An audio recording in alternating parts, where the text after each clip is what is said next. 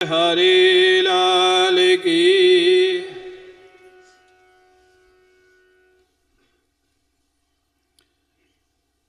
देवर्षि नारद ने अपने पूर्व जन्म का वृत्तांत महर्षि व्यास को सुनाना प्रारंभ किया। अहम पुरातीत भवे भवम मुने दास्यास्तु कस्याश्चन वेदवादिना।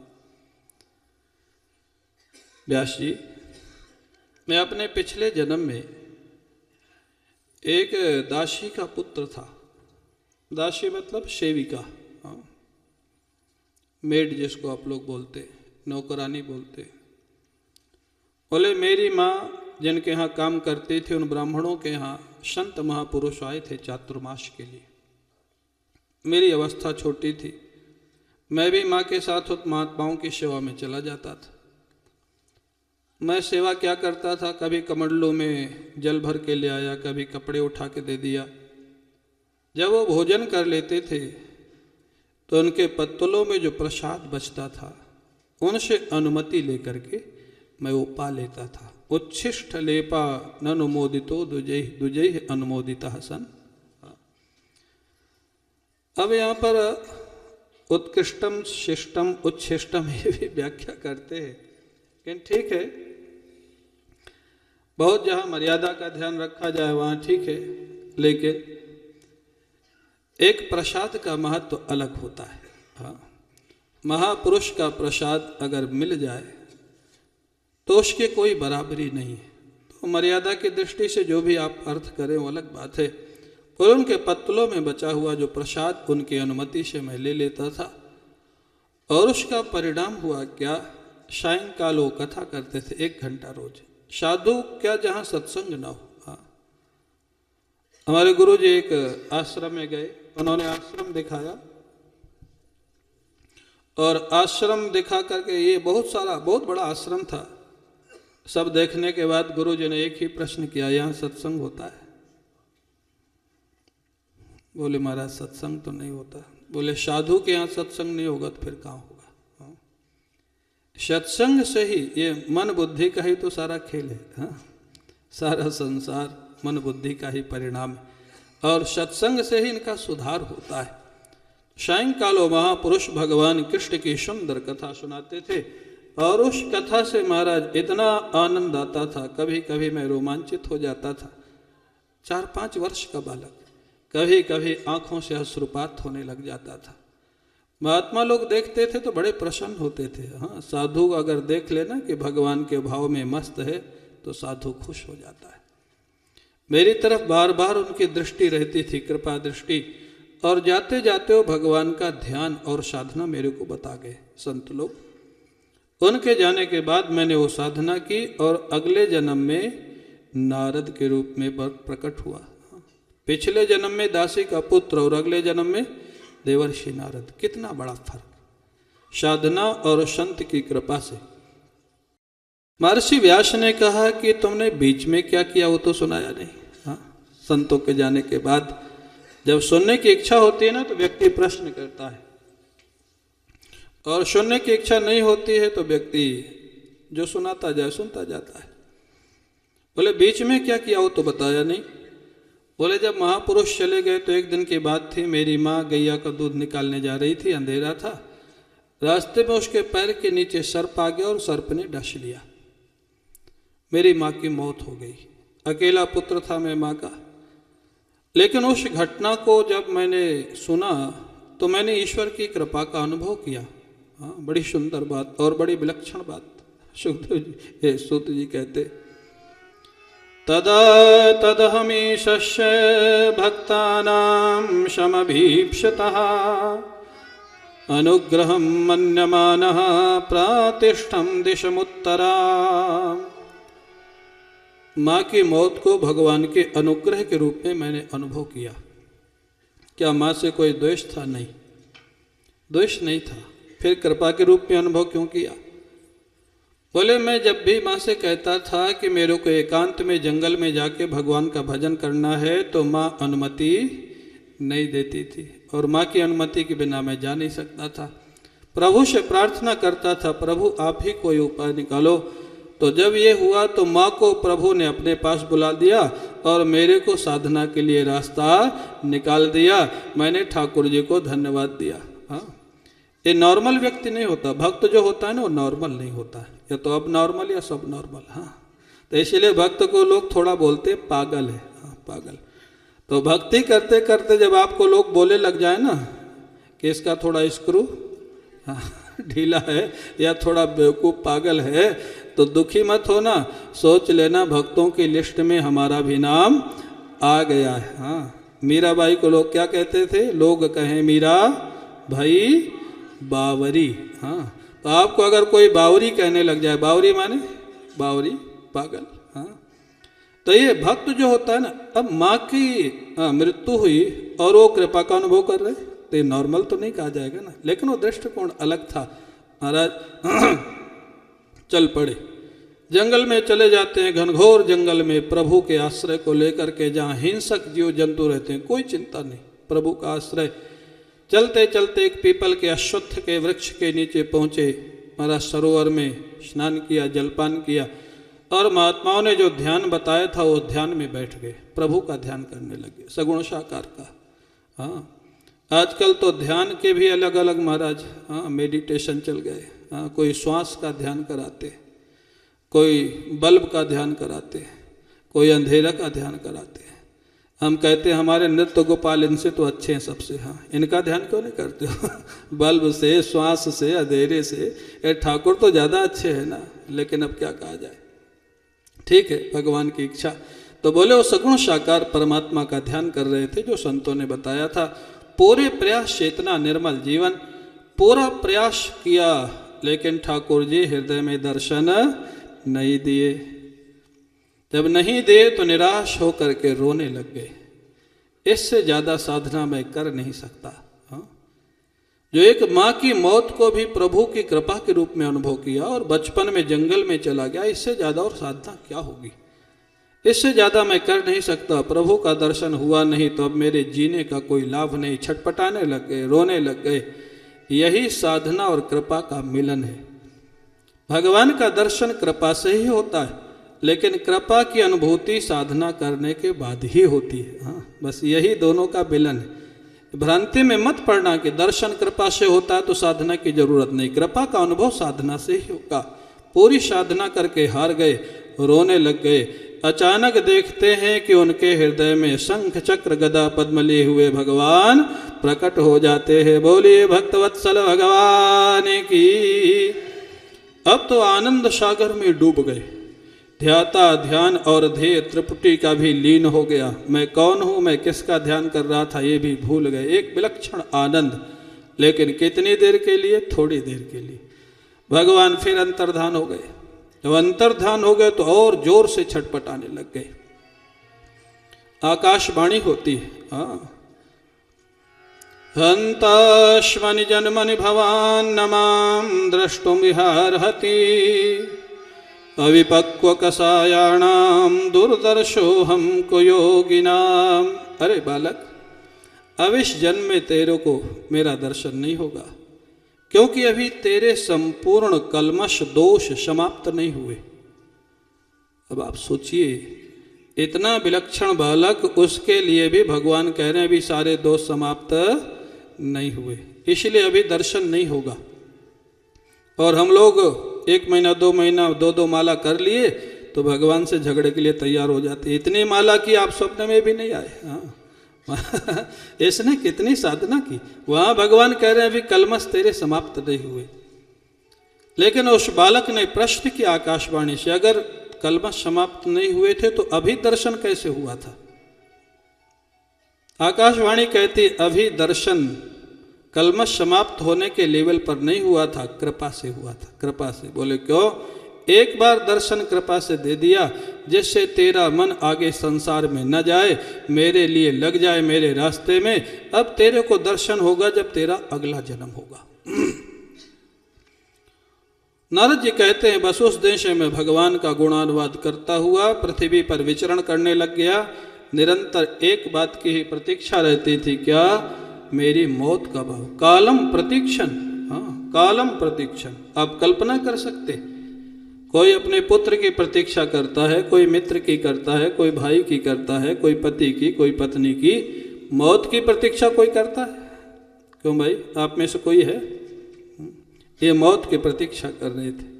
लेकिन सच्चाई क्या थी? मौत की प्रतीक्षा नहीं थी। उनको पता था मौत के बाद अगला जन्म मिलेगा और उस जन्म में मेरे को ठाकुर जी मिलेंगे। तो मौत के बहाने ठाकुर की प्रतीक्षा थी, सारा जीवन व्यतीत कर दिया। महाराज ब्रह्मा जी प्रलय हुआ, ब्रह्मा जी में समा गए, अगला जन्म नारद जी के रूप में हुआ। भगवान ने उनको वीणा दी और नारद जी जब भी उस वीणा पर श्रीमन्नारायण नारायण का संकीर्तन करते हैं, ठाकुर जी उनके सामने प्रकट हो जाते हैं। नारद जी ने व्यास जी से कहा, अब मैं परमानंद का अनुभव करता हूँ, इसलिए सेवा करना बहुत अच्छा है। इस कथा का उद्देश्य क्या है? सेवा करना बहुत अच्छा है, लेकिन सेवा करना ही अंतिम लक्ष्य नहीं है। अगर आपकी सेवा निस्वार्थ है तो संसार से वैराग्य होगा, और वैराग्य के बाद भगवान का अनुराग होगा, और अनुराग में जब भगवान की अनुभूति होगी तब जीवन में आनंद का अनुभव होगा, प्रभु का अनुभव होगा। ये उसका क्रम है। व्यास जी महाराज को बात समझ में आ गई। सरस्वती में आचमन किया, भगवान का ध्यान किया। प्रभु उनके ध्यान में आते हैं, भगवान की लीलाएं ध्यान में आती। हाँ, और जो जो लीलाएं ध्यान में आती गई, महर्षि व्यास उनको श्रीमद् भागवत के रूप में रचना करते। इसलिए इसका नाम समाधि भाषा है। ध्यान में, समाधि में जिन लीलाओं का दर्शन हुआ वो लिखा गया। इसे लिखा है, हाँ, भक्त्या भागवतम ग्राह्यम न विद्या न च टीकया। बोले प्रेम जिसके हृदय में कृष्ण प्रेम होगा उसको भागवत के रहस्यों का पता लगेगा। बड़ी बड़ी विद्या और टीका से भागवत के रहस्यों का पता नहीं लगेगा। समाधि माने भगवान का ध्यान, भगवान का प्रेम। महाराज, अब भागवत की कथा का जो प्रारंभ है तो संबंध जोड़ते हैं महर्षि व्यास महाभारत की कथा से, क्योंकि भागवत की रचना हुई है कलयुग के प्रारंभ में और महाभारत हुआ है द्वापर के समापन में। बोले दुर्योधन अपने मौत की प्रतीक्षा कर रहा था, कुरुक्षेत्र में पड़ा हुआ था। उसी समय दुर्योधन का मित्र अश्वत्थामा आता है। बोले मित्र, तेरे मरने के पहले मैं तेरे को युद्ध का, जीत का सुख दिला दूंगा। बोले वो कैसे? बोले आज रात्रि में सोते हुए 5 पांडवों का सिर काट के ले आऊंगा तेरे मरने के पहले। तेरे यही चाह थी ना कि पांडव पराजित हो जाए। दुर्योधन बड़ा प्रसन्न हुआ। देखो दुष्टों की योजना, पांडवों को मालूम नहीं कि क्या योजना बनी। अश्वत्थामा जो द्रोणाचार्य का पुत्र है, दुर्योधन का मित्र है, उसने योजना बना ली। पांडवों को मालूम नहीं, लेकिन जो पांडवों के रक्षक थे उनको मालूम है। इसलिए बड़े बड़े सुरक्षाएं फेल हो जाती हैं, लेकिन जिसका रक्षक ठाकुर है वो कभी फेल नहीं होता है। और कई बार तो सुरक्षा वाले ही उसका काम तमाम कर देते। कई घटनाएं होती हैं देश में, आप लोग जानते हैं। इसलिए भगवान की सुरक्षा ही वास्तव में सुरक्षा है। भगवान कृष्ण को मालूम था क्या होने वाला है। भगवान कृष्ण ने पांडवों को दूसरे शिविर में सुला दिया। द्रौपदी के जो 5 बालक थे जो शापवश यहाँ पर आए थे, उनको स्वर्ग भेजना ही था भगवान को, वहाँ उस शिविर में सुला दिया। अश्वत्थामा रात्रि में आता है, अंधेरा और गलत कर्म करने का भय, वो पहचान ही नहीं सका कि पांडव हैं या बच्चे। 5 बच्चों का सिर काट के ले गया, दुर्योधन के सामने रखा। दुर्योधन से कहा 5 पांडवों को मार दिया है, 5 के सिर काट के ले आए। दुर्योधन एक बार बड़ा प्रसन्न हुआ। दिखाओ भीम का सिर दिखाओ जिसने सारे भाइयों को मारा। एक बच्चे का सिर दिया तो बड़ा कोमल था। कहाँ बच्चे का सिर, कहाँ भीम का सिर, जमीन आसमान का फर्क। दुर्योधन को लगता इससे गलती हुई है। अश्वत्थामा, तो पांडवों के स्थान पर कहीं द्रौपदी के बच्चों का सिर तो नहीं ले आया, तूने तो वंश का विनाश कर दिया। दुर्योधन दुखी होकर के अपने प्राणों का परित्याग कर देता है। इधर भगवान कृष्ण अर्जुन को लेकर के जाते हैं, अश्वत्थामा को पराजित करके बांध करके रथ में द्रौपदी के सामने ले आते। द्रौपदी से अर्जुन ने कहा, बताओ इसको क्या दंड देना है? जिसके माँ के 5 बच्चों को मार दिया गया एक साथ, वो हत्यारा सामने पड़ा है। एक सामान्य माँ होती तो तुरंत उसके ऊपर दंड देने के लिए तुरंत प्रस्ताव कर देते, लेकिन धन्य है द्रौपदी, कृष्ण भक्ति का यही परिणाम है। द्रौपदी कहती है, मुच्यताम मुच्यताम, छोड़ दो इसको। एक तो ये तुम्हारा गुरुपुत्र है, द्रोणाचार्य का बेटा है, ब्राह्मण है, और द्रौपदी ने जो एक और विलक्षण बात कही, एक मातृत्व की विलक्षण बात। द्रौपदी ने कहा, आज बच्चे के दुख में एक माँ दुखी है, अगर इसको मार दोगे तो एक दूसरी माँ भी दुखी हो जाएगी, दुख कम नहीं होगा, दुख बढ़ जाएगा, इसलिए छोड़ दो इसको। कौन सोच सकता है? एक कृष्ण भक्ति का परिणाम, एक बात। और दूसरी बात, जो लोग कहते हैं कि हिंदू शास्त्रों में माताओं की निंदा है, वो गलत है। आप देखें श्रीमद् भागवत की कथा जहाँ से प्रारंभ हो रही, मूल कथा, वहाँ 3 देवियाँ ही उसकी भूमिका के रूप में, हाँ, द्रौपदी है, उत्तरा है और कुंती है। हाँ, 3 देवियाँ भागवत की कथा के मूल में, जहाँ से कथा प्रारंभ होती। ये तो कृष्ण कथा है। और राम कथा में शबरी के घर कौन गए? राम जी। और उनके बेर खाए कि नहीं खाए? एक बात। और सुलोचना किसकी पत्नी थी? मैं प्रायः कहता हूँ, सुलोचना किसकी पत्नी थी मालूम? मेघनाथ की। लेकिन आज हमारी कन्याओं का नाम सुलोचना हम रखते हैं, राक्षस की पत्नी थी। क्यों रखते? सती थी, सती थी। उसके महाराज अच्छाई का हम लोग आदर करते, ये सनातन धर्म है। अगर राक्षस की पत्नी भी सती है तो उसका हम लोग आदर करते हैं, ये सनातन धर्म है। कौन कहता है स्त्रियों की निंदा है सनातन धर्म में? हाँ, ये गलत अफवाह है। ये सनातन धर्म को बदनाम करने की अफवाहें फैलाई जाती है। हाँ? द्रौपदी ने मना कर दिया, मत मारो इसको, छोड़ दो। भीम मारने के लिए दौड़े, द्रौपदी बचाने के लिए दौड़ी। ठाकुर जी चतुर्भुज हो गए, एक हाथ से भीम को संभाला, एक से द्रौपदी को। अर्जुन से कहा, तुम बीच का रास्ता निकालो। जो बच्चों का हत्यारा आतताई जिसको कहा गया है, वो वध का पात्र है। लेकिन ब्राह्मण आतताई हो तो मृत्युदंड नहीं देना चाहिए। कोई बीच का रास्ता निकालो। अर्जुन ने उसकी मणि छीन ली, तलवार से काट दी, बाल काट दिए, अपमानित करके उसको बाहर भगा दिया धक्का दे करके। आप कहेंगे तो ब्राह्मणों का क्या पक्षपात है? नहीं। किसी भी घटना के कई दृष्टिकोणों से व्याख्याएं होती हैं।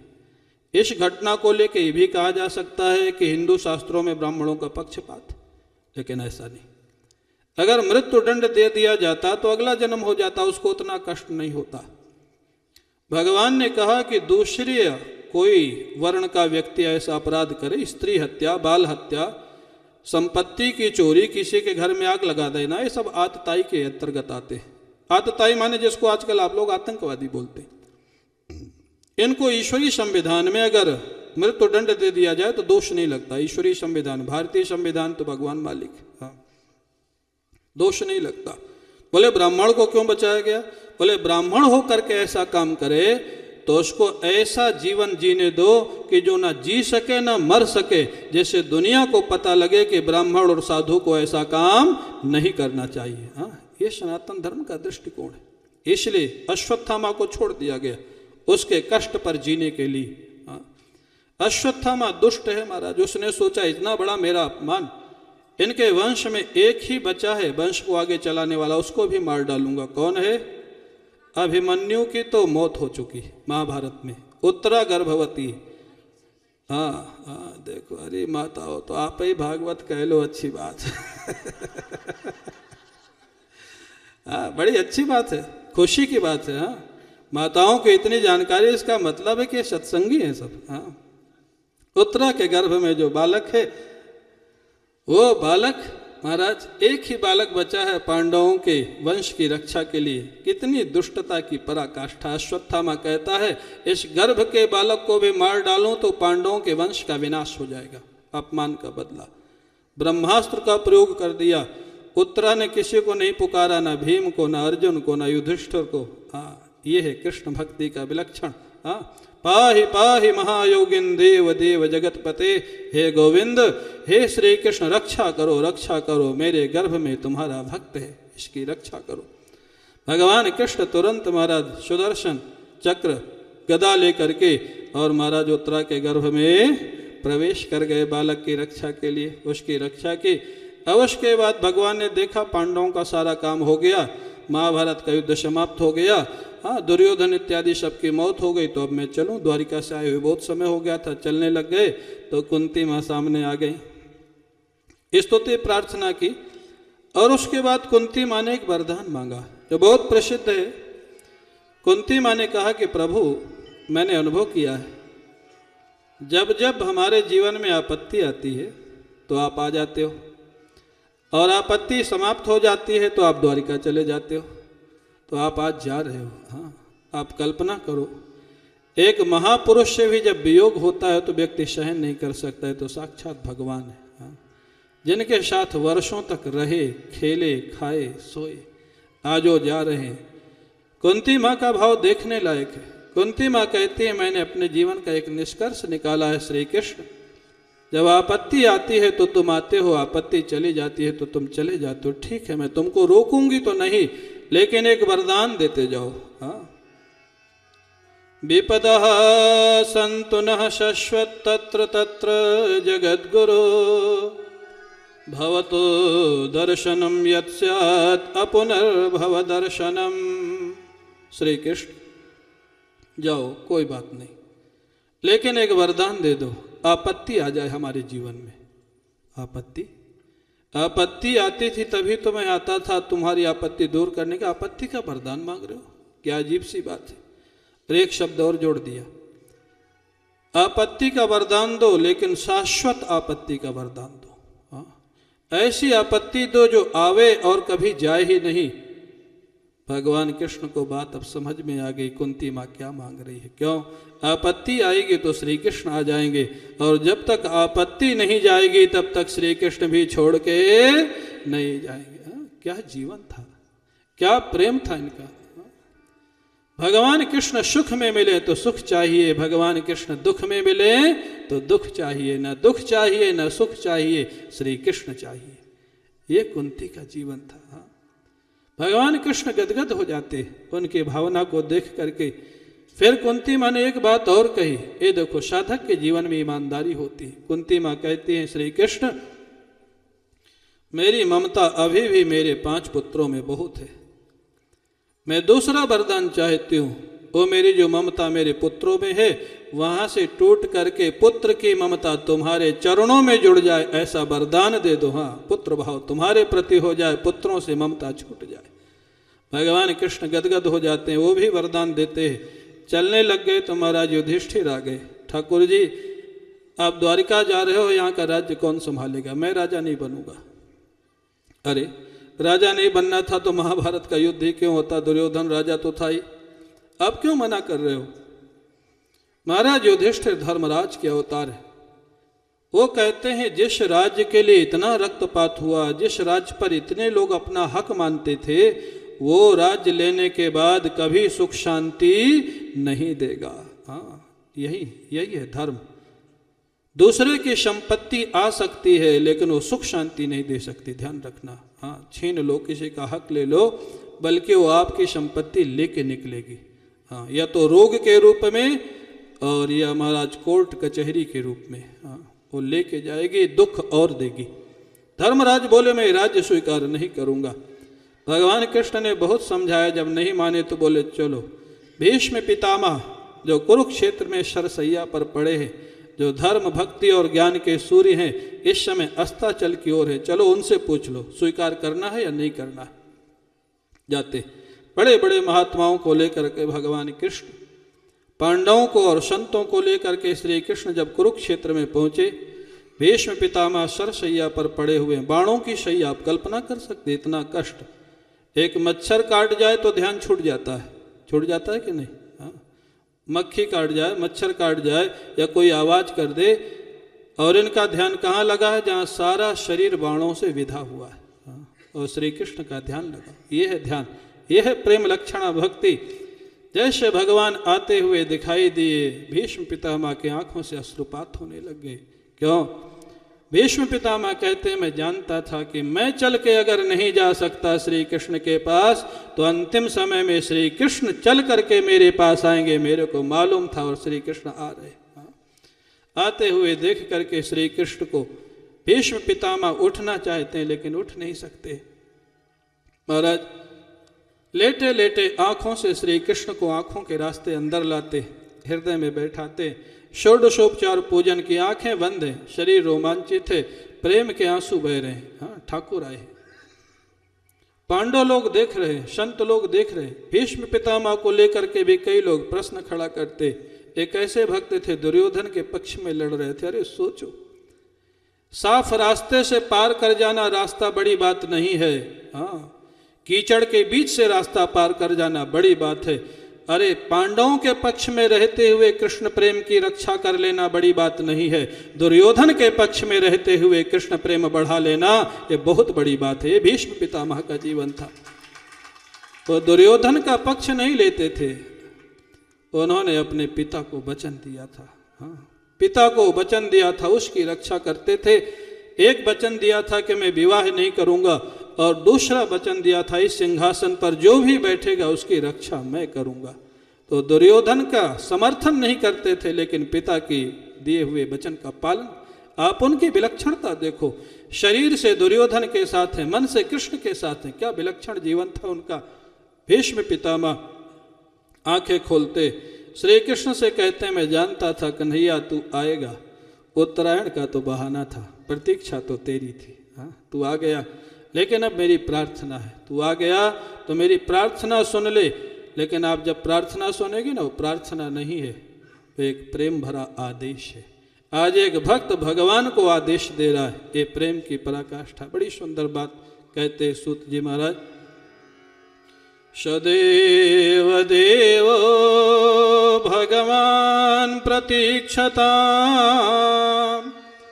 कलेवरं यावदिदं हिनोम्यहं प्रसन्नहासारुणलोचनो लसन्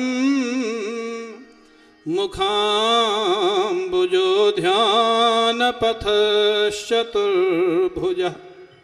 हे देवाधिदेव श्याम सुंदर, मेरी प्रतीक्षा करना। स्वामी सेवक को कहता प्रतीक्षा करना, या सेवक स्वामी को कहता प्रतीक्षा। हाँ, आज भीष्म पितामह श्री कृष्ण को कह रहे मेरी प्रतीक्षा करना। ये प्रेम भरा आदेश है। कब तक? बोले जब तक ये शरीर छोड़ के आपसे एक ना हो जाऊं कन्हैया, तब तक अब मत जाना मेरी आंखों के सामने से, यहीं खड़े रहना। हाँ, और दूसरा निवेदन क्या है? बोले मैं जानता हूं तुम भगवान हो, लेकिन मैंने हमेशा ध्यान किया है चतुर्भुज का। अंतिम समय में मैं तुम्हारी उसी झांकी का दर्शन करना चाहता हूं कन्हैया, तो तुम चतुर्भुज हो जाओ। भगवान श्री कृष्ण तुरंत चतुर्भुज हो गए। और तीसरी प्रार्थना उनकी भक्ति को प्रकट करती, भक्ति की पराकाष्ठा को। कन्हैया मेरे को मालूम है दुनिया वाले नहीं समझते हैं, लेकिन मैं और तुम जानते हैं सच्चाई। मैं जब ये शरीर छोड़ के तुमसे एक होने लग जाऊंगा, तो मेरे को लगता है मेरे वियोग में तुम्हारे आंखों में कहीं आंसू ना आ जाए। मेरी तीसरी प्रार्थना है, शरीर छोड़ते समय तुम्हारी आंखों में आंसू नहीं मुस्कान देखना चाहता हूं कन्हैया, ये तीसरा वरदान दे दो। भीष्म पितामह ये प्रार्थना करके मौन हो रहे थे। श्री कृष्ण ने युधिष्ठिर से कहा पूछ लो जो भी पूछना है। ये धर्म ज्ञान भक्ति का सूर्य अस्ताचल की ओर है। बड़ा भारी संवाद हुआ महाराज। राजधर्म, मोक्ष धर्म, स्त्री धर्म, और निष्कर्ष कुल मिलाकर के यही निकला, रक्तपात कोई पाप होता है ऐसा आवश्यक नहीं। रक्तपात क्यों हुआ? स्वार्थ के लिए किया हुआ रक्तपात अधर्म है, लेकिन देश, संस्कृति और महाराज अपने संस्कारों की रक्षा के लिए जहाँ रक्तपात होता है वो अधर्म नहीं होता, वो धर्म होता है। जहाँ दुष्टों को समाप्त किया जाता है, धर्म की स्थापना होती है। अगर अपने देश पर कोई अटैक कर दे तो वहाँ रक्तपात करना पड़ेगा कि नहीं करना पड़ेगा? और वो रक्तपात धर्म होगा या अधर्म होगा? धर्म होगा। तो ये बिना हमारी जो शिक्षा है ना, शिक्षा बिना हमारी जो धार्मिक शिक्षा है, इसके अभाव में आज का नौजवान ये समझ नहीं पा रहा है क्या हिंसा है, क्या अहिंसा है, क्या धर्म है, क्या अधर्म है। अरे कहीं हिंसा भी धर्म होती है, कहीं अहिंसा भी अधर्म होती है। हाँ, जब ये बात उनको समझ में आ गई, महाराज युधिष्ठिर ने राज स्वीकार कर लिया। और महाराज उत्तरायण का प्रारंभ हो चुका था। भीष्म पितामह जैसा भक्त कोई क्या दावे के साथ ये बात कह सकता है? इति मत रूप कल्पिता वितृष्णा। हम में आप में कौन कह सकता है ये बात दावे के साथ जो भीष्म पितामह कहते हैं? श्री कृष्ण, जन्म के समय तुमने जैसी निर्मल बुद्धि मेरे को दी थी, वैसी ही निर्मल बुद्धि आज शरीर छोड़ते समय मैं तुम्हारे चरणों में समर्पित करता हूँ। कोई दाग मैंने इसमें नहीं लगाया। हाँ, दास कबीर ने ऐसी ओढ़ी ज्यों की त्यों धर दीन ही चदरिया। हाँ, क्या कोई दावे के साथ कह सकता है जो भीष्म पितामह कह रहे हैं? और बाणों की शैया पर सोए हुए क्या रस ले रहे। भीष्म पितामह कहते हैं, कन्हैया आज महाभारत के युद्ध की तुम्हारी वो घटना याद करके मेरे को बड़ी हंसी आ रही। बोले कौन सी? बोले तुम बचपन में चोरी करते थे, वो बात तो समझ में आती, बचपन में सब करते, लेकिन जब महाभारत हुआ तब तुम 100 वर्ष के लगभग आसपास थे, उस समय भी तुम चोरी करते थे। कन्हैया ने कहा वहां मैंने क्या चोरी की? बोले वहां भी चोरी की। बोले क्या चोरी की? बोले मैं ध्यान से देखता था जब अर्जुन के साथ कोई योद्धा लड़ता था और अर्जुन को अगर इतना परास्त कर देता था कि वो बेचैन हो जाता था, तुम सारथी थे अर्जुन के, तुम अपने श्रीमुख में इतना सौंदर्य प्रकट कर देते थे कि सामने वाला योद्धा अर्जुन को छोड़ के तुमको देखने लग जाता था और अर्जुन आराम से उसको मार देता था। क्या कन्हैया ये चोरी नहीं थी तुम्हारी वहां? हाँ? इस चोरी को मैंने देखा है कन्हैया, और तब मैंने प्रतिज्ञा की थी जो कन्हैया चोरी चोरी अपने भक्तों की रक्षा करता है उसके भक्त वात्सल्य को मैं प्रकट करके रहूंगा। आज जो हरिहीन शस्त्र गहावों तो लाजो गंगा जननी को शंतनु सुत न कहावों। भीष्म पितामह ने कोई अपने अभिमान में यह प्रतिज्ञा नहीं की थी, भगवान की भक्त वत्सलता को प्रकट करने के लिए प्रतिज्ञा की थी। और जानते हो जब महाराज जो प्रतिज्ञा की और अर्जुन के शरीर के कवच को भेद दिया भीष्म पितामह ने, श्री कृष्ण इतने बेचैन हो गए कि टूटे हुए रथ का पहिया लेके भीष्म पितामह को मारने के लिए दौड़ पड़े। भीष्म पितामह ने धनुष बाण रख दिया। जीव गोस्वामी जी ने एक बड़ी सुंदर बात कही है। बोले बेचैन थे कैसे पता लगा? अरे बोले बेचैन नहीं होते तो सुदर्शन चक्र को बुला लेते ना, टूटे हुए पहिया को लेके भागने की जरूरत क्या थी? ध्यान ही नहीं रहा कि मेरे पास सुदर्शन चक्र भी है, मैं उसको याद कर लूं। रथ के रथांग रथ के पहिया को लेकर के भागे। भीष्म पितामह ने धनुष बाण रख दिया। ठाकुर मैं जो दुनिया को दिखाना चाहता था वो दिखा दिया, धनुष बाण रखा है, चाहो तो रक्षा करो चाहे तो अपने में मिला लो। ये जीवन था भीष्म पितामह को। कौन समझेगा भीष्म पितामह के? बड़ा कठिन जीवन है। हमारे गुरुजी ने पुस्तक लिखी है भीष्म पितामह के ऊपर, गीता प्रेस से अभी भी पब्लिश हो रही, पढ़ने लायक है। द्रौपदी जी के ऊपर और भीष्म पितामह दोनों पुस्तकें बड़ी विलक्षण है, हमारे गुरुदेव की लिखी हुई है, गीता प्रेस से अभी भी पब्लिश होती है। महाराज भीष्म पिता अंत में कहते हैं कन्हैया इस समय तत्व दृष्टि से मैं जो तुम हो वो मैं हो। महाराज समधिगतोष्मि विधूत भेद मोहा। भेद की समाप्ति हो गई है। तत्व दृष्टि से जो तुम हो वो मैं हूं, जो मैं हूं वो तुम हो। बस इतना कहते कहते उनके प्राण आत्मा से एक हो गए और सारा जितना समाज था एक क्षण के लिए महाराज मौन हो गया। उनका अंतिम संस्कार किया गया। महाराज युधिष्ठिर को राजा बनाया गया। युधिष्ठिर को राजा बनाने के बाद भगवान वहां से विदाई लेके चलते हैं। बड़े करुण क्रंदन वातावरण में भगवान की विदाई होती है। द्वारिका पहुंचते हैं महाराज तो वहां की प्रजा शिकायत करती है इतने दिन के लिए आप क्यों चले गए थे? भगवान तो जहां न रहे वहीं शिकायत, क्यों चले गए थे? लेकिन सबसे पहले भगवान किनसे मिले? अपने माता पिता से, देवकी वसुदेव से।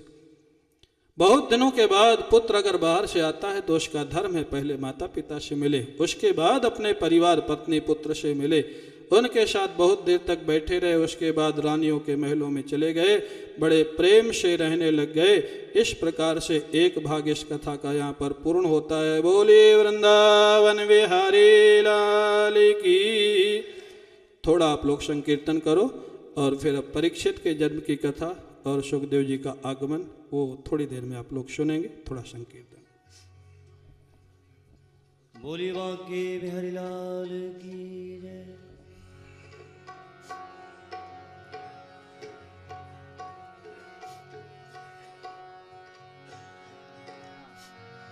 बंसी वारे मोहना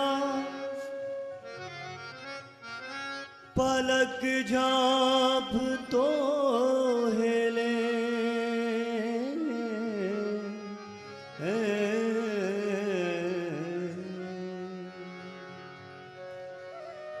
नाम देख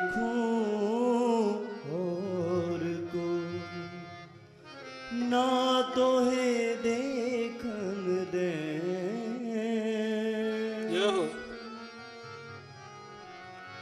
हो मेरा साहिब बांसुरी वाला, हो मेरा साहिब बांसुरी वाला, हो मेरा साहिब बांसुरी वाला, हो मेरा साहिब बांसुरी वाला।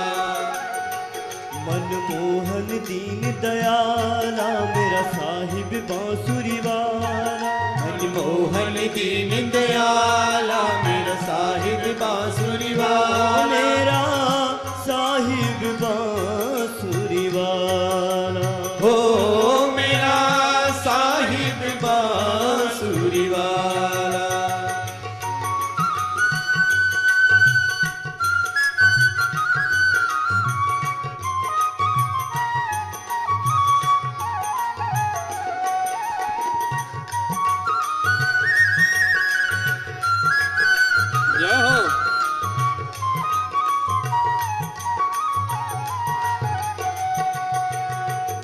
रूप अनूप रंग सलोना, रूप अनूप रंग सलोना, हाथ में बंसी नंद का छोना, हाथ में बंसी नंद का छोना।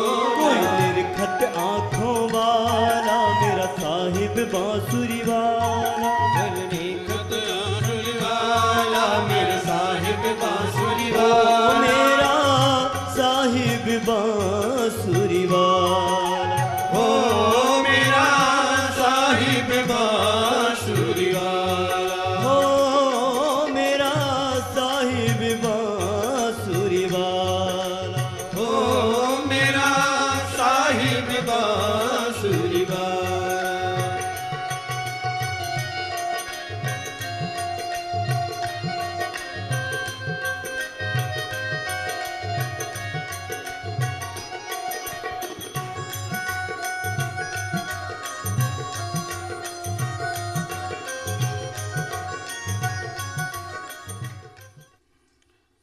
शौनक जी ने प्रश्न कर दिया,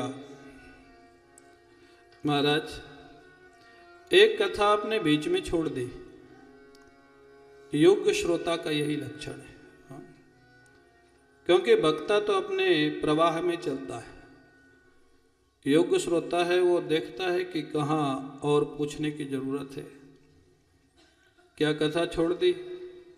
उत्तरायाः हतो गर्भ ईशेना जीवितः पुनः तस्य जन्म महाबुद्धे।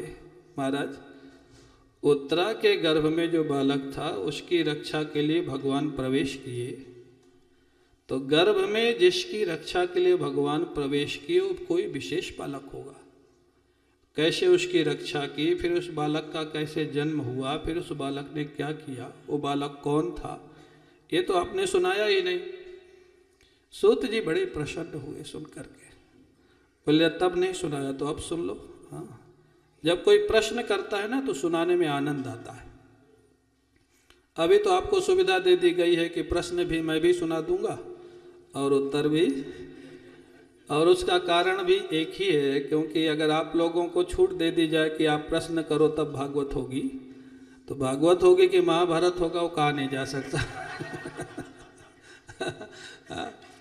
तो इसलिए अब ये व्यवस्था बना दी गई कि वक्ता ही दोनों सुना देगा, प्रश्न भी और उत्तर भी। आपके कोई प्रश्न है तो अलग से पूछ सकते हो। हाँ, तो उन्होंने कहा वो जो बालक था ना, और भगवान जब अंदर गए तो गर्भ में तो स्थान उतना ही था जितने में बालक था, और भगवान को भी वहाँ रहना है क्योंकि ब्रह्मास्त्र का प्रयोग हुआ है। तो भगवान बहुत छोटा सा रूप बनाते, अंगुष्ठ मात्रम। अंगुष्ठ मात्रम माने, अब आप भाव से देखना भगवान के उस रूप को, अंगूठे के बराबर भगवान का शरीर, एक अंगूठे के बराबर, और उस शरीर में 4 भुजाएं, तो भुजा कितनी बड़ी बड़ी होगी, हाथ, और उसमें से एक हाथ में गदा लिए, वो गदा कितना बड़ा होगा।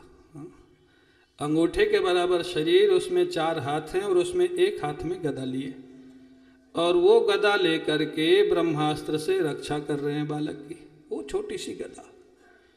इसीलिए कहते हैं अणो रणीयान महतो महीयान, और करतुम अकर्तुम अन्यथा करतुम समर्थ। इतनी छोटी गदा से भी जो ब्रह्मास्त्र को हटा सकता है वो है परमात्मा।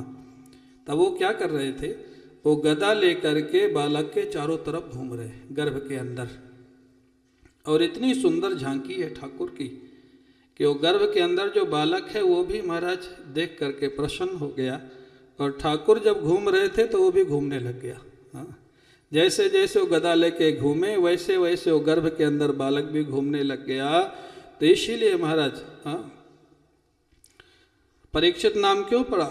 हाँ, परितः ऐक्षत, परितः सर्वतः, जो गर्भ के अंदर घूम घूम करके ठाकुर का दर्शन कर रहा था, इसलिए जन्म के बाद उसका नाम पड़ गया परीक्षित। परितः ऐक्षत, हाँ, गर्भ में चारों तरफ घूम, इतना। और ये क्रम कितने दिन चला?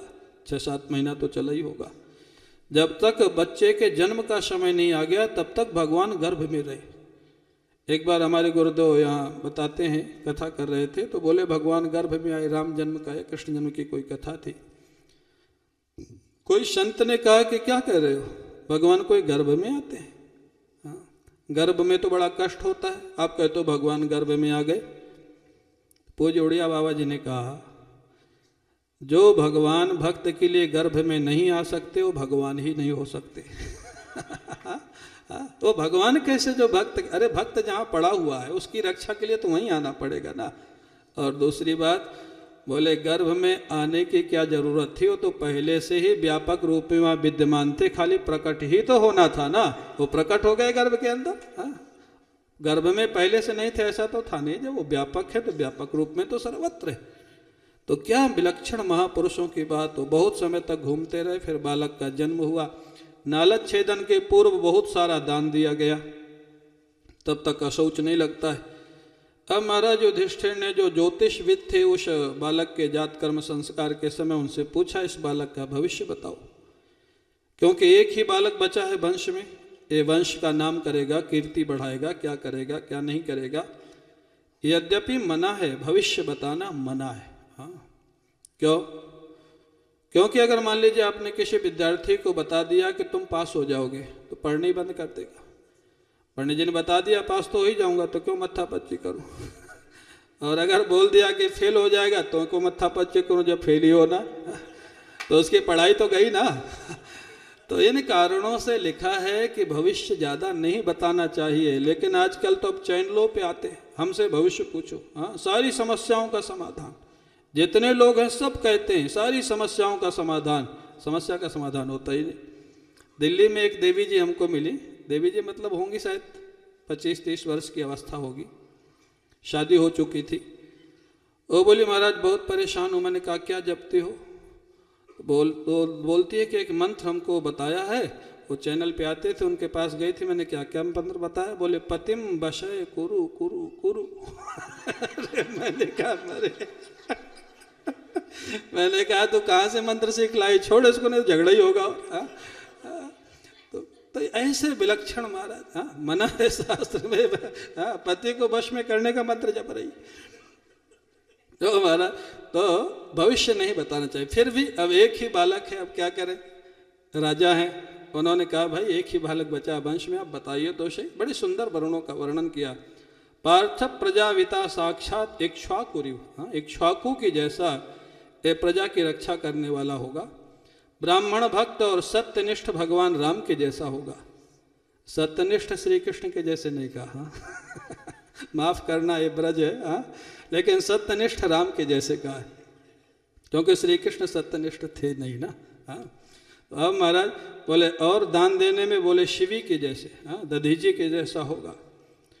पराक्रम में सिंह के जैसा होगा, हाँ, दुर्धर्ष अग्नि के जैसा होगा, गंभीर सागर के जैसा होगा, और सारे सद्गुणों में श्री कृष्ण के जैसा होगा। सारे सद्गुण में सब आ गए, हाँ, आप समझ लेना।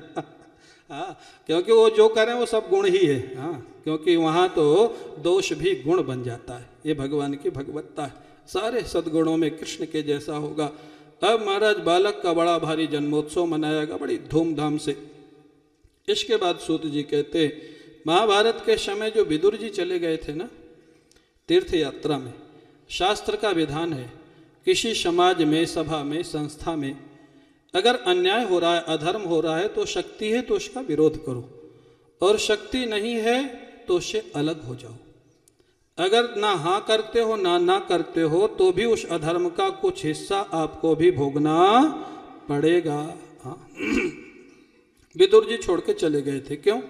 क्योंकि वो धृतराष्ट्र के महामंत्री थे और धृतराष्ट्र अधर्म कर रहा था, वो माना नहीं।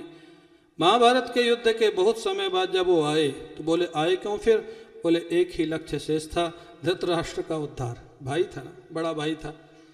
वो आए तो धृतराष्ट्र से एकांत में मिले। धृतराष्ट्र को बोले कि तुम यहाँ भीम के द्वारा अपमानित रोटी के टुकड़े खा रहे हो, किस लिए जी रहे हो? हाँ, भजन करो भगवान का गंगा जी के किनारे जाके। धृतराष्ट्र ने कहा तो मैं भजन करूं तो कैसे करूं, मैं अंधा और मेरी ये सती साध्वी पत्नी आंख में पट्टी बांध रखी। कभी कभी सती तो ये बेवकूफ़ी वाला सतीत्व है। हाँ, अब भाई धृतराष्ट्र अंधा है तो आंख में पट्टी गांधारी नहीं बांधती तो उसकी सेवा तो कर सकती थी ना। अब दो उसने भी पट्टी बांध ली तो सेवा के लिए तीसरा चाहिए। तो श्रद्धा के साथ विवेक होना चाहिए। जैसे कई लोग संतों को प्रणाम करते हैं, अब उनको कितना भी मना करो मानेंगे नहीं, कि उनको मालूम है संतों के चरण छू लेंगे तो हम तो वैकुंठ जाएंगे। संत गिरे पड़े उससे कोई मतलब नहीं। ये विवेकहीन श्रद्धा है। हाँ, हो चाहे गिर पड़े, चाहे पड़ जाए, चाहे कुछ भी हो जाए। हाँ, कई माताएं कहती हैं महाराज ये तो पेड़ा खा ही लो, हम अपने हाथ से बना के लाई। कहा जा रहा है कि महाराज को शुगर है, तकलीफ है, बुढ़ापा है। नहीं नहीं, हम अपने हाथ से बनाए। तो क्या वो शुगर नहीं देगा क्या तुम्हारे? बाबा जी मरे जिए उससे मतलब नहीं, हमारा खा लेंगे तो हमको तो वैकुंठ मिलेगा ना। ये विवेकहीन श्रद्धा है, ऐसे नहीं करना चाहिए। तो गांधारी पट्टी बांधे आंख में। महाराज धृतराष्ट्र ने कहा मैं जाना भी चाहूँ तो कहाँ जाऊँ? विदुर ने कहा अगर ईमानदारी से जाना चाहते हो तो मैं ले चलूँगा दोनों। अर्धरात्रि के समय हस्तिनापुर से महाराज ले गए सप्त सरोवर। गंगा जी के मध्य में विदुर जी ने उनको साधना बताई और ऐसी सुंदर साधना बताई। एक साधु का संग मिला, धृतराष्ट्र जैसे व्यक्ति का भी उद्धार कर देते। हाँ, 5 दिन में वो ध्यान के द्वारा योग के माध्यम से शरीर का त्याग करते हैं। गांधारी सती हो जाती है और दोनों की सदगति हो जाती है। बोलिए वृंदावन विहारी लाल की। इधर युधिष्ठिर महाराज भीमसेन के साथ विचार कर रहे हैं। अर्जुन को 7 महीने बीत गए द्वारिका गए हुए, लौट के नहीं आए। बड़े बड़े अपशकुन हो रहे, लगता है कोई दुर्घटना का संकेत है। ये विचार कर ही रहे थे कि अर्जुन आते हैं और रोते रोते महाराज धृतराष्ट्र के चरणों में इनके युधिष्ठिर के चरणों में गिर जाते। युधिष्ठिर ने अर्जुन से पूछा तुम्हारे रोने का कारण क्या है? पहले रोने के कारण क्या होते थे ये भी सुनने लायक है। क्या तुमने किसी स्त्री का अपमान किया है इसलिए दुखी हो? क्या तुमने किसी मित्र को धोखा दिया है इसलिए रो रहे हो? क्या किसी तुम जरूरतमंद लोग व्यक्ति को सहायता करने से मना कर दिया है इसलिए रो रहे हो? पहले रोने के कारण ये होते थे। हाँ। अर्जुन जब कोई जवाब नहीं देता, युधिष्ठिर को भी संदेह हुआ। अर्जुन इतना रुदन कभी नहीं किया। युधिष्ठिर ने हृदय पर पत्थर रख करके वो प्रश्न पूछ ही लिया जो नहीं पूछना चाहते थे।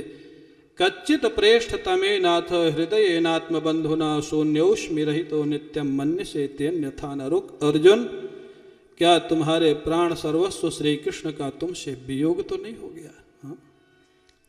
इतना व्याकुल मैंने तुमको कभी देखा नहीं। अर्जुन, क्या हुआ तुमको?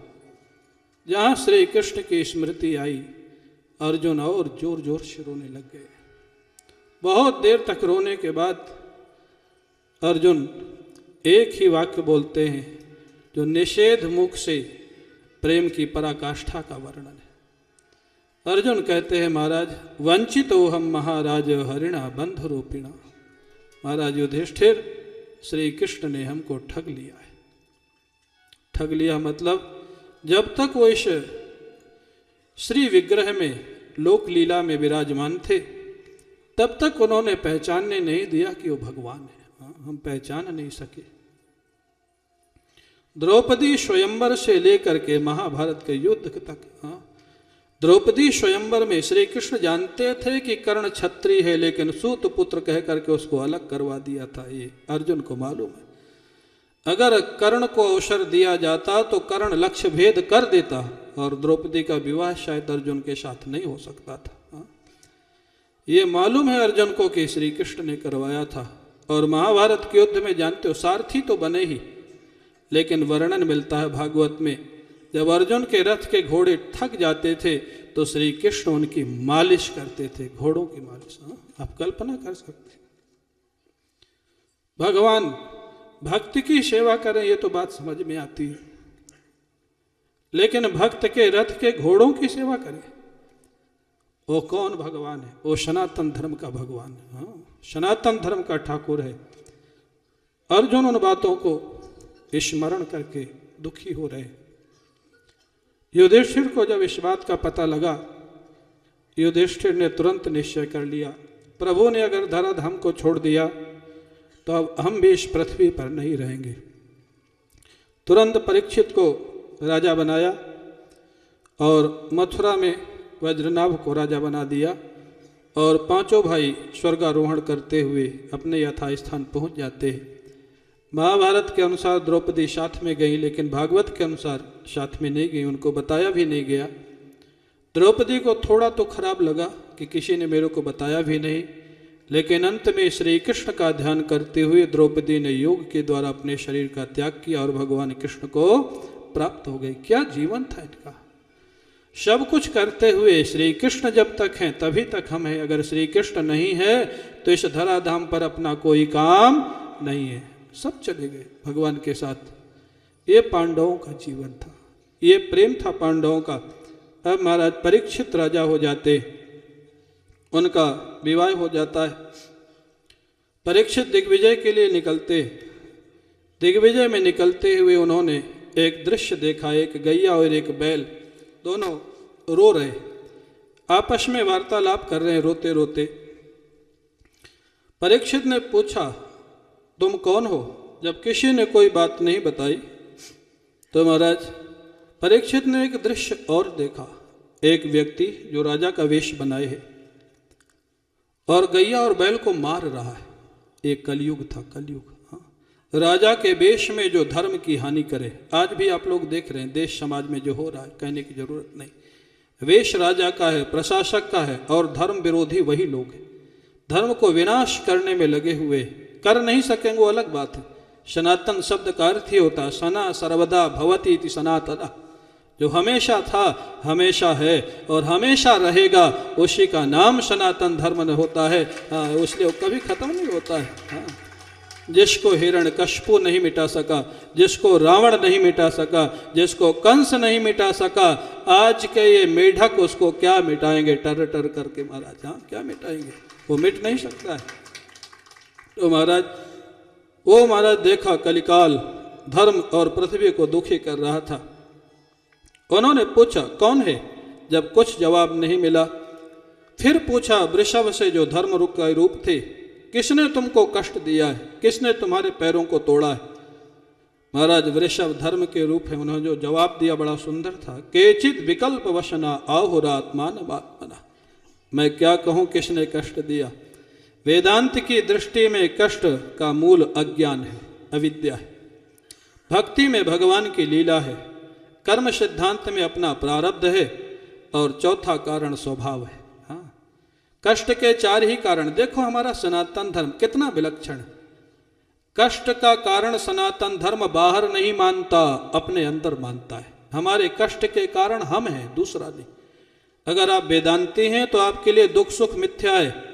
अगर आप भक्त हैं तो दुख सुख भक्त भगवान की लीला है। अगर आप कर्म सिद्धांत में हैं तो आपका पिछले कर्म का फल आपको मिल रहा है। और चौथा कारण होता है स्वभाव। स्वभाव को आज की भाषा में जिसको नेगेटिव थिंकिंग बोलते हैं। हाँ, कई लोगों का स्वभाव होता है सब कुछ अच्छा होने के बाद भी कुछ ना कुछ उसमें दुख का कारण खोज लेंगे। हाँ, नेगेटिव थिंकिंग। उसका क्या उपाय? महाराज जी सुनाते थे, उड़िया बाबा जी के आश्रम में एक पंडित जी रहते थे। महाराज जी ने उनको भोजन के लिए बुलाया बड़े प्रेम से। शायद सुंदरलाल जी क्या नाम था उनका।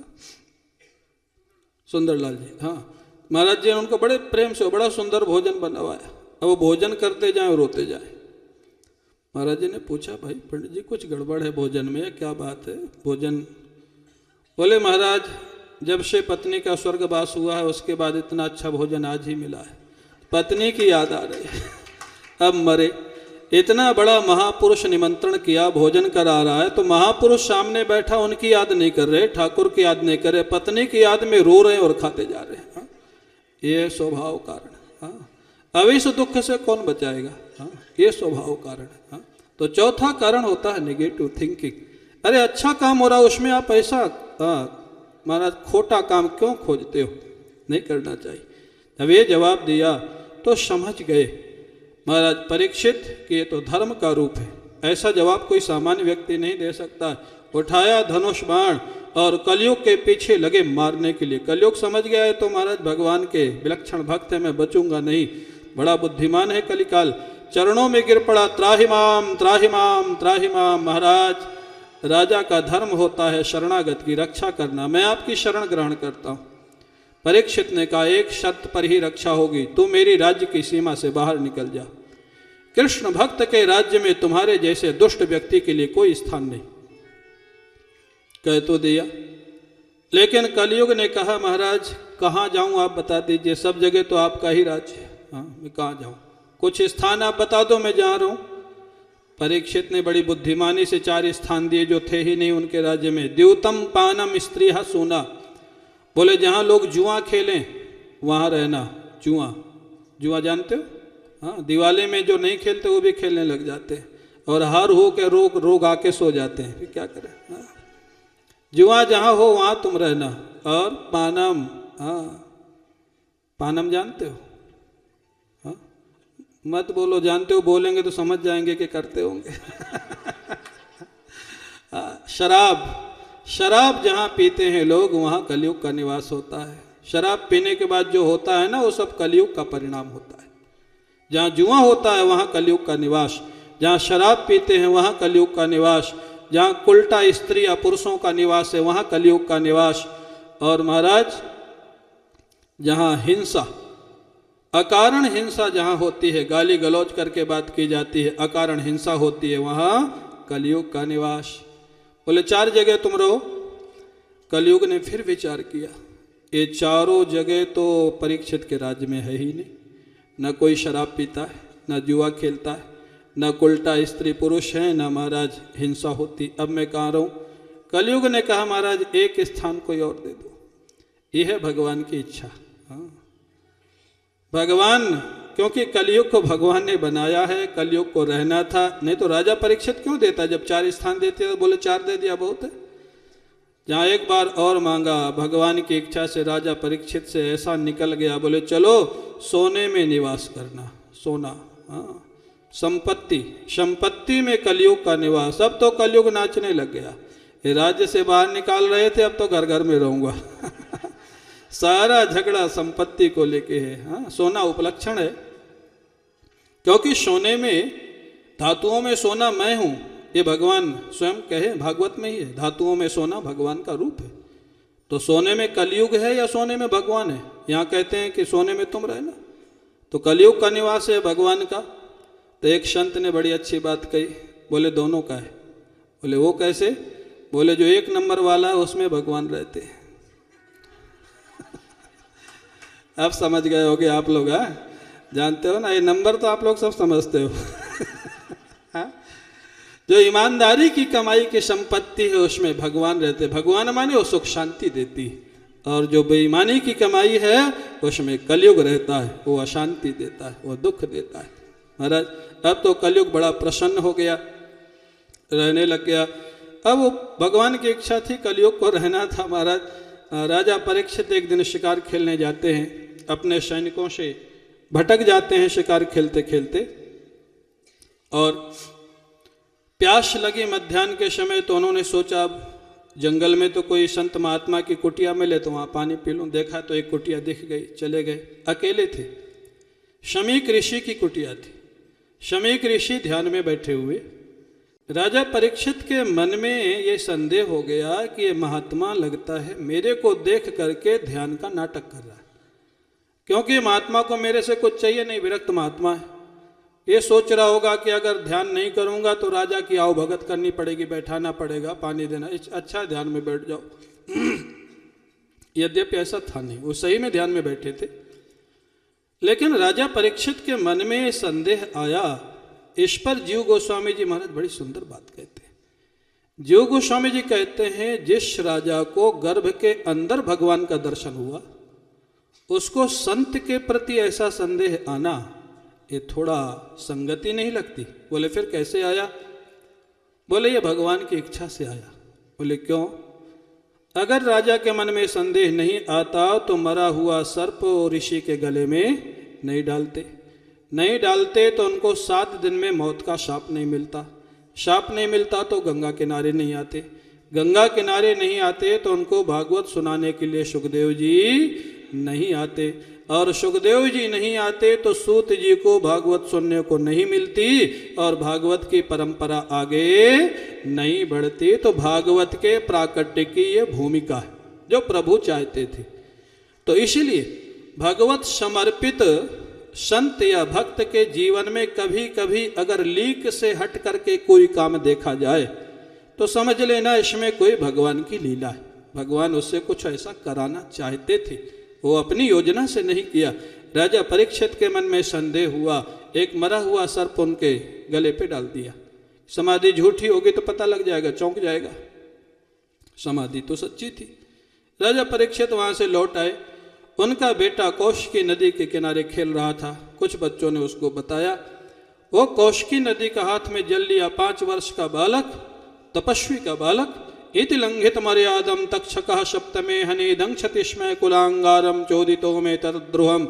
जिस उद्दंड राजा ने मरे हुए सर्प को मेरे पिता के गले में डाला है, यही मरा हुआ सर्प 7वें दिन तक्षक बन जाएगा, उस उद्दंड राजा को डस लेगा और उसकी मौत हो जाएगी। शाप दे दिया। शाप देने के बाद वो बालक रोता हुआ पिता के पास आ गया। शमीक ऋषि की समाधि खुल गई। अब ये भी बड़ी विलक्षण, इसी से पता लगता है कि ईश्वर इच्छा थी। गले में सर्प डाला तब समाधि नहीं खुली, और बच्चा रोने लग गया तो समाधि खुल गई। अगर उसी समय समाधि खुल जाती तो शायद ये सापा शापी नहीं होती। हाँ, क्यों पंडित जी? सापा शापी प्रयोग है ना। हाँ, नहीं होती महाराज।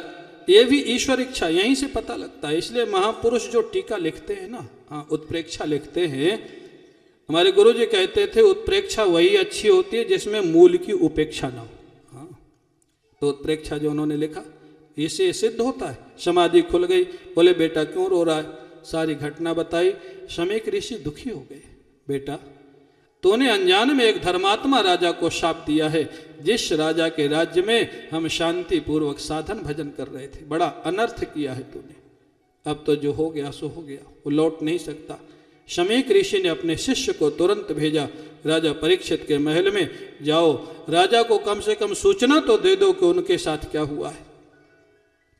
उधर राजा परीक्षित महल में बैठ करके प्रभु से प्रार्थना कर रहे थे। प्रभु, आज मैंने ऐसा कुकृत्य किया, एक संत के गले में मरा हुआ सर्प डाला, आज मेरे को आप माफ मत करना। राजा परीक्षित मुस्कुराने लग गए। यहाँ लिखा है ससाधु मेने नचिरेण तक्षकात अलम प्रसक्तस्य विरक्ति कारण। आप कल्पना कर सकते, मौत का समाचार मिला है, राजा परीक्षित के चेहरे पर मुस्कान आ गई। क्यों मुस्कान आई?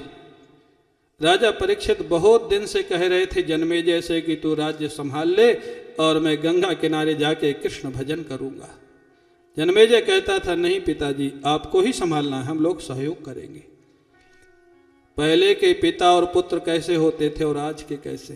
पहले पिता कहता था बेटे को कि तू संभाल ले, अब मैं भजन करूंगा, फिर भी बेटा नहीं लेता था। आज बेटा कहता है पिताजी आप भजन करो, मैं संभाल लूंगा, फिर भी पिता नहीं छोड़ता।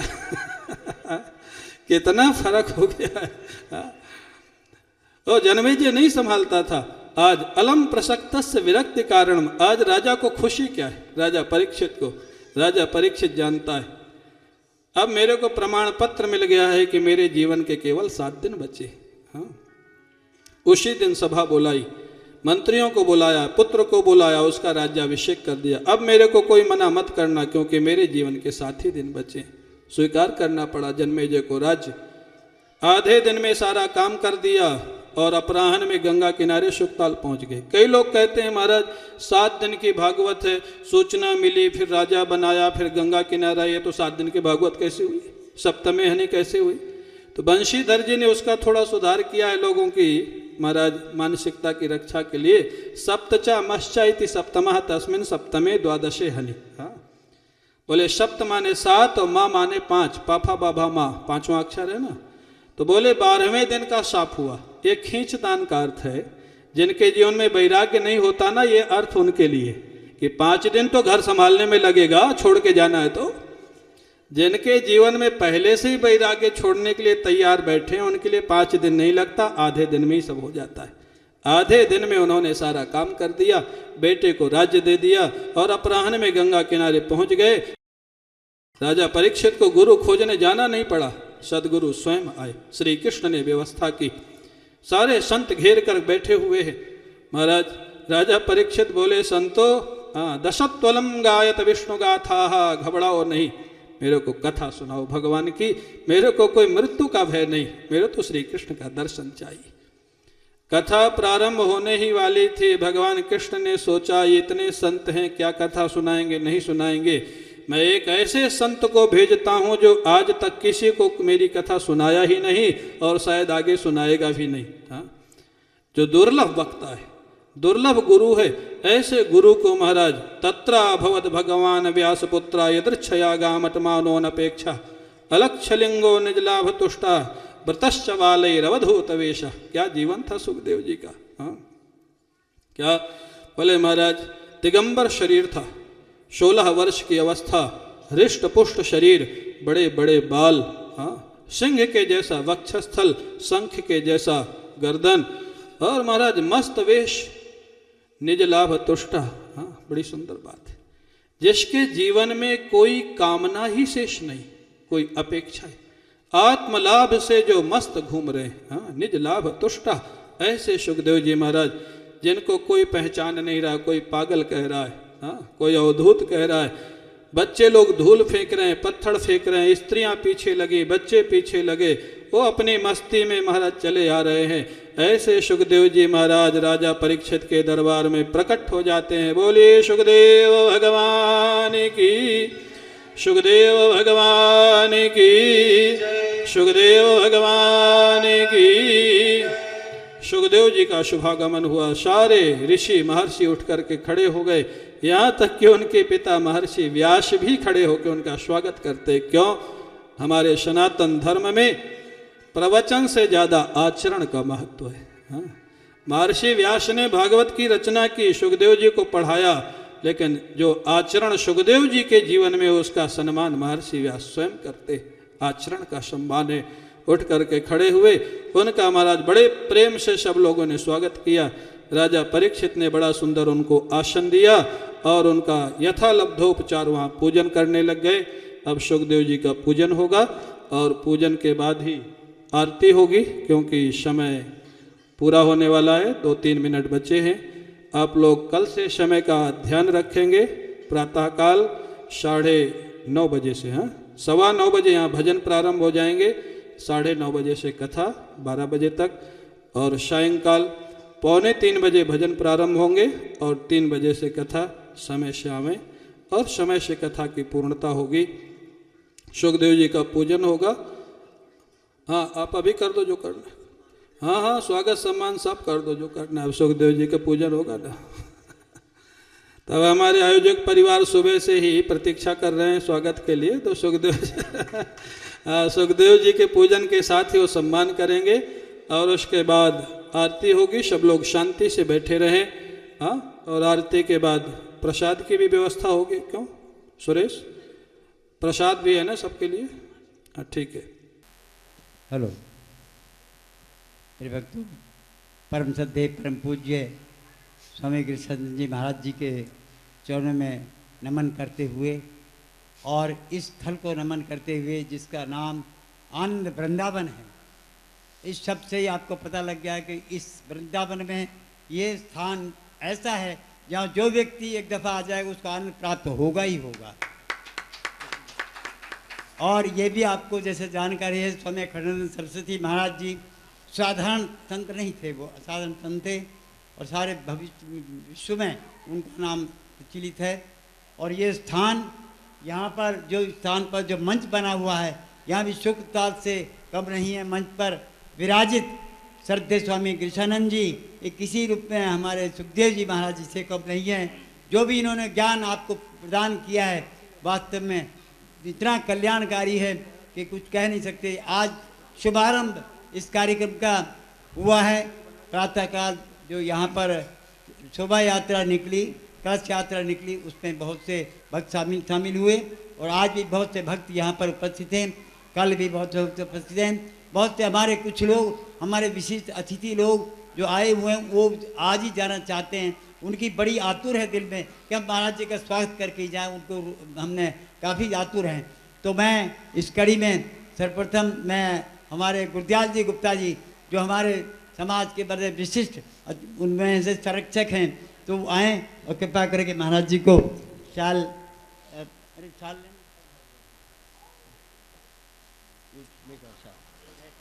आइए।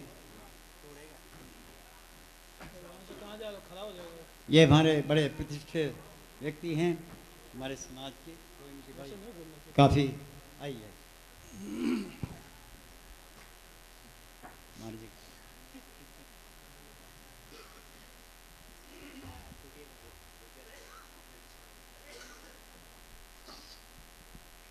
तालियों से स्वागत करें महाराज जी का। बहुत धन्यवाद। अब मैं हमारे परिवार की तरफ से, क्योंकि हमारे लड़के तो लिया, मैं अपने बड़े छोटे भाई सूरज भान गुप्ता से भी अनुरोध करूंगा कि वो भी आए और मेरा बड़ा लड़का क्या नाम है हरीश कुमार, वो भी आए और हम मिलकर के तीनों स्वागत करेंगे। हरीश कुमार, क्योंकि बड़ा महाराज जी थोड़ा सा समय आपका ले रहे हैं थोड़ा, लेकिन हमारी तृप्ति नहीं हो गई जब तक हम आपका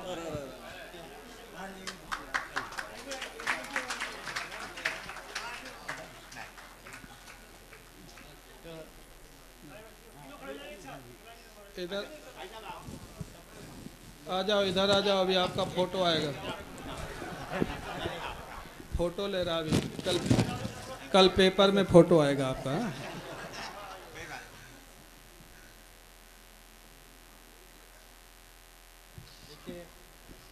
इतने भाव विभोर हैं कि अपने बेटे का नाम ही भूल गए।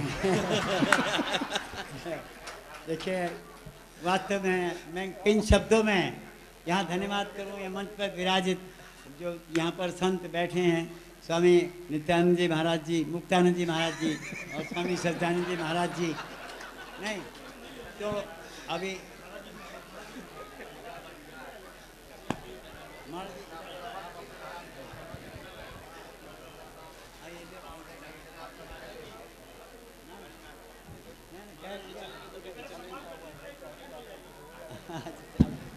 महाराज जी को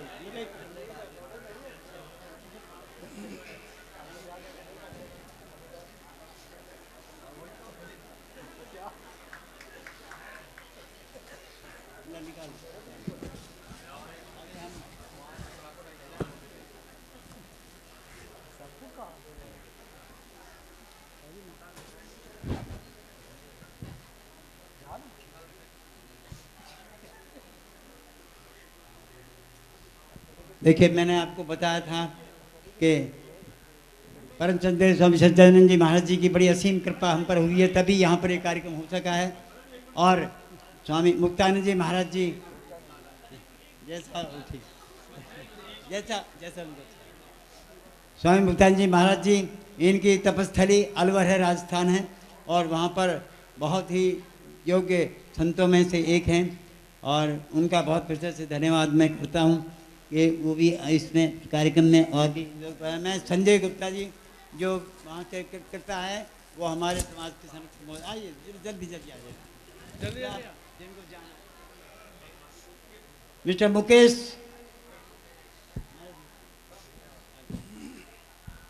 मिस्टर मुकेश,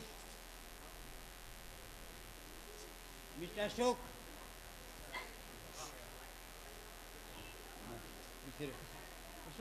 जल्दी आ जाओ।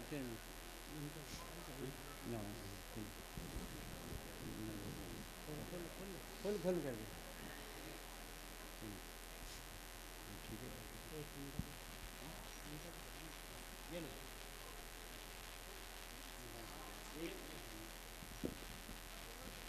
तो बहुत बहुत सभी भक्तों को धन्यवाद। ये महाराज जी ऐसा अमृत रस पान करा रहे हैं कि जो व्यक्ति इसको पान करता है तो वास्तव में उसका हृदय गदगद हो जाता है। जो भी भक्त आ जाएं, वैसे एक दो सूचनाएं मैं और देना चाहता हूँ, विशेष महाराज जी की क्षमा चाहते हुए। देखिए यहाँ पर ये सुबह से शाम तक तो ये कार्यक्रम कथा का चलेगा, लेकिन हमने ये भी निश्चय किया है कि शाम को 6:30 से 8 बजे तक नित्य यहाँ पर कीर्तन होगा, भजन कीर्तन होगा, और ये भी बड़ा दिव्य कार्यक्रम रहेगा। जैसे अभी पहले सूचित कर दिया गया है पोस्टरों के माध्यम से, 29, 30, 31 को यहाँ पर विशेष कलाकारों को आमंत्रित किया गया है, और इससे पूर्व 25 से 28 तक यहाँ पर नित्य हमारे बीच में बड़े कई अच्छे अच्छे विद्वान भी आए हुए हैं, कलाकार भी बहुत से लोग आए हुए हैं। हम चाहते हैं कि आप सब भी उसमें सम्मिलित होकर के लाभ उठाएं। 6:30 से 8 बजे तक नित्य ये कार्यक्रम होगा। मुझे आशा आप सबको लाभ उठाएंगे, और महाराज जी के चरणों में बहुत बहुत पुनः बहुत बहुत नमन, और इनका आशीर्वाद नित्य हम सबको को प्राप्त होता रहे, यही भगवान से प्रार्थना करते रहेंगे। बहुत बहुत धन्यवाद। अभी सब आरती के लिए, और कल जो हमारे बहुत से अभी बहुत ही विशिष्ट व्यक्ति आएंगे, उनको भी हम आमंत्रित करके महाराज जी से नित्य थोड़ा सा समय की मैं निवेदन करूँगा, थोड़ा सा, क्योंकि थोड़ी सी हमारी ड्यूटी बनती है, तो कुछ लोग आएंगे। बहुत बहुत धन्यवाद करते हमारे समय दिया आपने, और सभी कलाकारों को बहुत बहुत धन्यवाद। सुखदेव जी का पूजन होगा और उसके बाद आरती होगी। आप लोग शांति से बैठिए। यजमान, हमारे दोनों यजमान मंच पे आ जाए।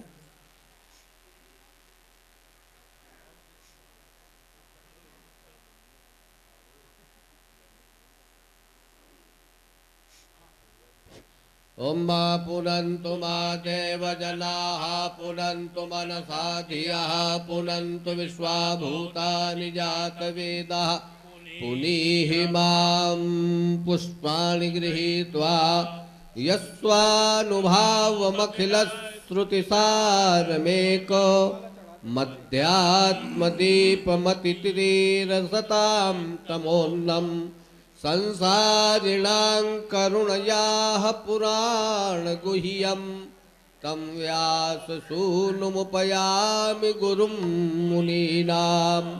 भगवते श्रीसुखदेवाय नमः। ध्यानार्थे पुष्पाणि समर्पयामि, सर्वोपचारार्थे गन्धाक्षतपुष्पाणि समर्पयामि। नमस्करोमि यं प्रव्रजन्तमनुपेतमपेतकृत्यं द्वैपायनो विरहकातर आजुहाव। पुत्रेति तन्मयतया तरवोऽभिनेदोस्तं सर्वभूतहृदयं मुनिमानतोऽस्मि। नमो भगवते तस्मै शुकायामित तेजसे यत्पादाम्बुरुहध्यानात् संहितामिममध्यगां। भगवते श्रीसुखदेवाय नमः। ओम विष्णोर्ललाटमसि विष्णोऽष्टत्रयस्थो विष्णोः स्युरसि विष्णोर्ध्रुवोऽसि वैष्णवमसि विष्णवे त्वा। भगवते पुराण पुरुषोत्तमाय नमः। श्री कृष्णचंद्राय नमः। श्री वसुदेवनंदनाय नमः। श्री नंदनंदनाय नमः। श्री यशोदानंदनाय नमः। देवकी नंदनाय नमः। गोपीजनवल्लभाय नमः। एतानि गन्धाक्षतपुष्पाणि समर्पयामि। कृष्णाय वासुदेवाय देवकी नंदनाय च नंदगोपकुमाराय गोविंदाय नमो नमः। गुरुर्ब्रह्मा गुरुर्विष्णु गुरुर्देवो महेश्वरः गुरुः साक्षात् परं ब्रह्म तस्मै श्री गुरवे नमः। अखण्डमण्डलाकारं व्याप्तं येन चराचरं तत्पदं दर्शितं येन तस्मै श्री गुरवे नमः। आरार्तिक्यं ज्वालामालिन्यै नमः। रत्नेश्वर्यै नमः। गन्धाक्षतपुष्पैः सम्पूज्य ज्योतिनारायण्यै नमः इति प्रज्वाल्य। सभी लोग अपने स्थान पर अब खड़े हो जाएंगे। अपने स्थान पर खड़े होकर के ही आरती का आनंद लेंगे। आगे भीड़ भाड़ नहीं करेंगे। यजमान परिवार आरती करेंगे। ॐ चन्द्रमा मनसो जातचक्षोः सूर्यो अजायत श्रोत्राद्वायुश्च प्राणश्च मुखादग्निरजायत। आरती कुंज बिहारी की श्री गिरिधर कृष्ण मुरारी। आरती कुंज बिहारी की श्री गिरिधर कृष्ण मुरारी की। गले में वैजंती माला, गले में वैजंती माला। बजावे मुरली मधुर वाला, बजावे मुरली मधुर वाला। श्रवण में कुंडल झलकाला, श्रवण में कुंडल झलकाला। नंद के नंद श्री आनंद कंद मोहन व्रज चंद राधिका रमण बिहारी की श्री गिरिधर कृष्ण मुरारी की। आरती कुंज बिहारी की श्री गिरिधर कृष्ण मुरारी की। गगन समय अंग कांति काली, गगन सम अंग कांति काली। राधिका चमक रही आली, राधिका चमक रही आली। लतन में ठाड़े बनमाली, लतन में ठाड़े बनमाली। भ्रमर सी अलक कस्तूरी तिलक चंद्र सी झलक ललित छवि श्यामा प्यारी की श्री गिरिधर कृष्ण मुरारी की। आरती कुंज बिहारी की श्री गिरिधर कृष्ण मुरारी की। कनक में मोर मुकुट बिल से, कनक में मोर मुकुट बिल से। देवता दर्शन को तरसे, देवता दर्शन को तरसे। गगन से सुमन राशि बरसे, गगन से सुमन राशि बरसे। बजे मुरचंग मधुर मृदंग ग्वालिनी संग अतुल्य रति गोप कुमारी की श्री गिरिधर कृष्ण मुरारी की। आरती कुंज बिहारी की श्री गिरिधर कृष्ण मुरारी की। जहाँ से प्रगट भई गंगा, जहाँ से प्रगट भई गंगा। कलुषी कलिहारिणी श्री गंगा, कलुषी कलिहारिणी श्री गंगा। ध्यान से मोह होत भंगा, ध्यान से मोह होत भंगा। बसी शिव सी जटा के बीच हरे अग की चरण छवि श्री बनवारी की श्री गिरिधर कृष्ण मुरारी की। आरती कुंज बिहारी की श्री गिरिधर कृष्ण मुरारी की। चमकती उज्ज्वल तट रेणु, चमकती उज्ज्वल तट रेणु। बज रही वृंदावन वेणु, बज रही वृंदावन वेणु। चहु दिस गोपी ग्वाल धेनु,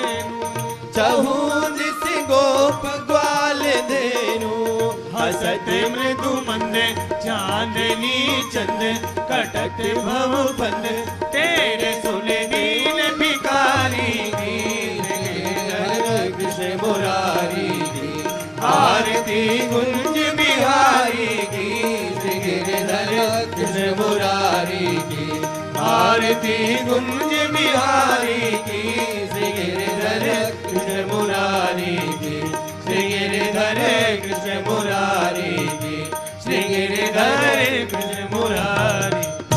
आरार्तिक्यं समर्पयामि जलेन शीतलीकरणं तदेवाग्निस्तदादित्यस्तद्वायुस्तदु चन्द्रमाः तदेव शुक्रं तद्ब्रह्म ता आपः स प्रजापतिः पुष्पैः देवाभिवन्दनं पश्चात् आत्माभिवन्दनं करौ संशोध्य जलेनाभ्युक्ष्य पुष्पाणि गृहीत्वा पुष्पाञ्जलिं निवेदयेत्।